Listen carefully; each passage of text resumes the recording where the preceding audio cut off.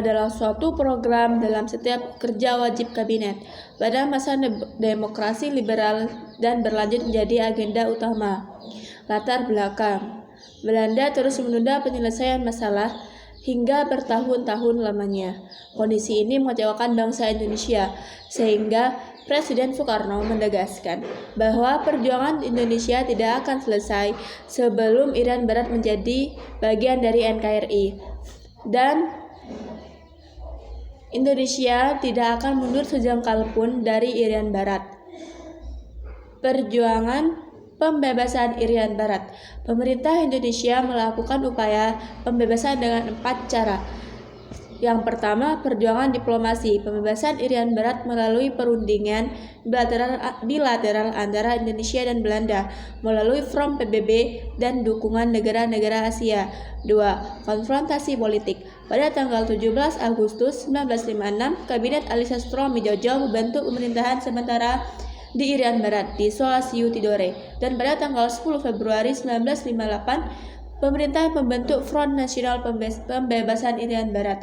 Pada 17 Agustus 1960, pemerintah secara resmi memutuskan hubungan diplomatik dengan Kerajaan Belanda yang ditandai dengan penutupan kantor perwakilan Belanda di Indonesia dan pemanggilan duta besar Indonesia untuk Belanda. 3. Konfrontasi militer. Upaya pembelian senjata yang dipimpin Jenderal Nasution. 4. Konfrontasi ekonomi. Pembatalan utang-utang Indonesia kepada Belanda senilai 3.661 juta gulden. Melarang maskapai penerbangan melakukan penerbangan dan pendaratan di wilayah Indonesia. Nasionalisme perusahaan Belanda di Indonesia yang diatur dalam Peraturan Pemerintah Nomor 23 Tahun 1958 meliputi perusahaan KLM dan NHM. Pemerintah Indonesia memindahkan pasar komoditas Indonesia dari Rotterdam ke Bremen, Jerman, sehingga Belanda yang menyalur komoditas Indonesia untuk dipasarkan di Eropa pun terkena dampak secara ekonomis. Karena diplomasi dan konfrontasi politik serta ekonomi pemerintahan Republik Indonesia untuk membebaskan Irian Barat gagal, maka pemerintahan Republik Indonesia mengadakan keputusan untuk merebut Irian Barat dengan kekuatan militer.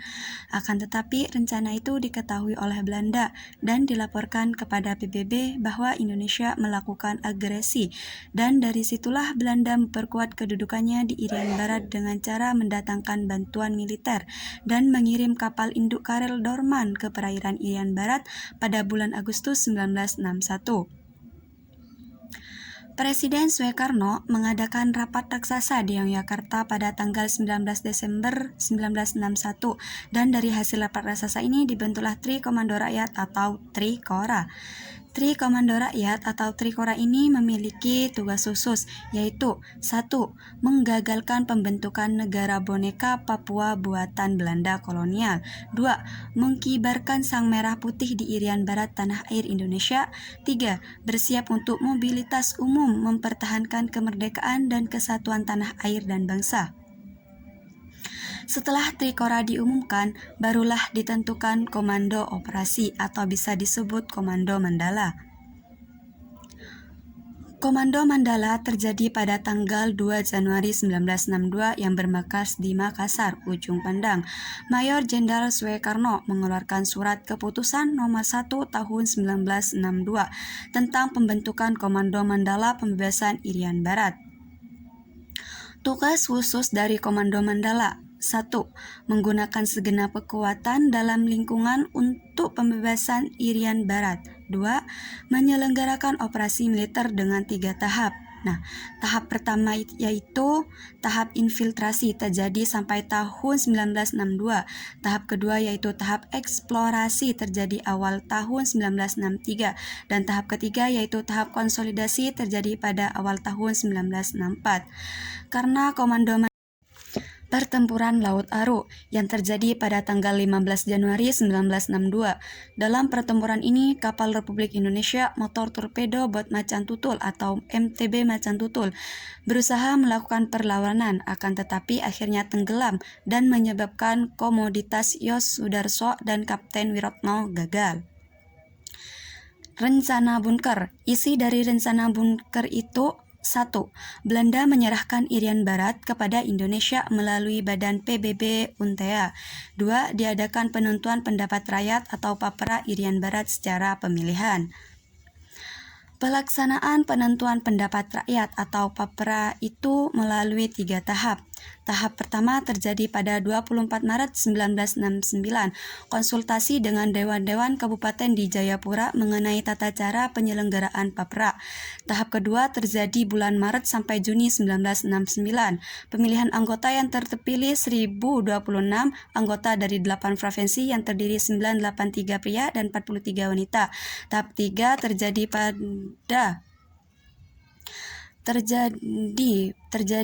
pada 14 Juli sampai 4 Agustus 1969. Hasilnya bahwa rakyat Irian Barat tetap ingin bersatu dengan Republik Indonesia. Hasil dari Papera membuka jalan persahabatan Republik Indonesia dengan Belanda. Lebih-lebih setelah tahun 1962, hubungan Republik Indonesia dengan Belanda sangat akrab dan banyak sekali bantuan dari Belanda kepada Indonesia. Dan akhirnya sidang umum PBB menyetujui hasil Papera ini sehingga Irian Barat tetap menjadi bagian Republik Indonesia.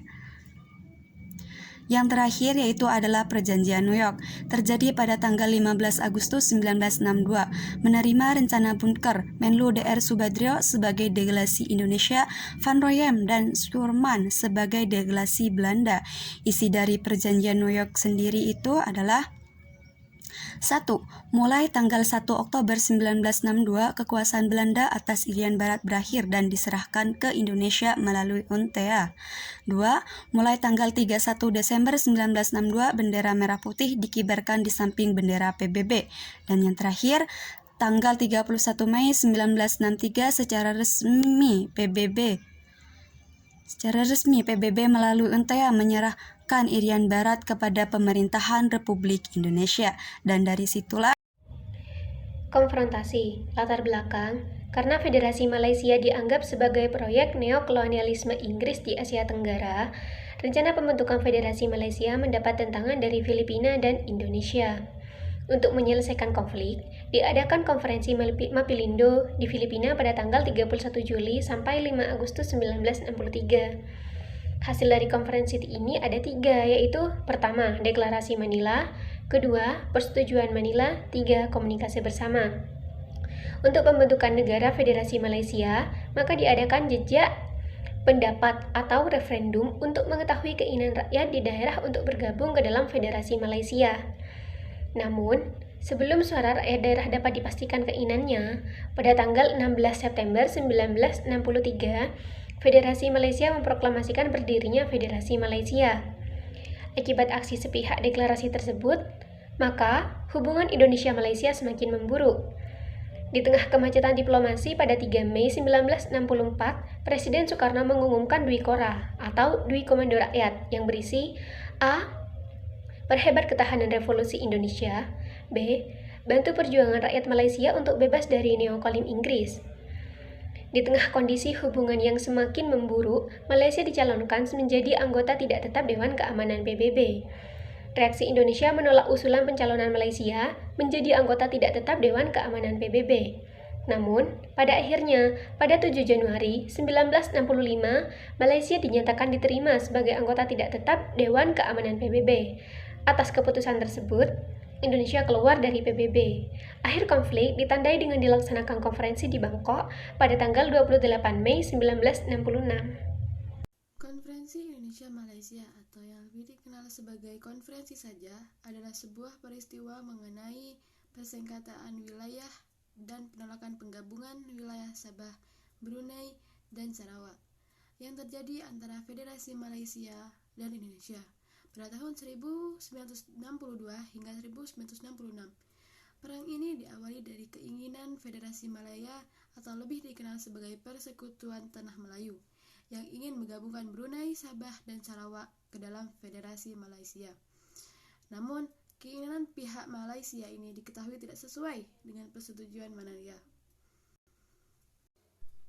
Latar belakang Sebagai bagian dari penarikan dari kolonianya di Asia Tenggara, Inggris mencoba menggabungkan kolonianya yang berada di Kalimantan dengan Semenanjung Malaya.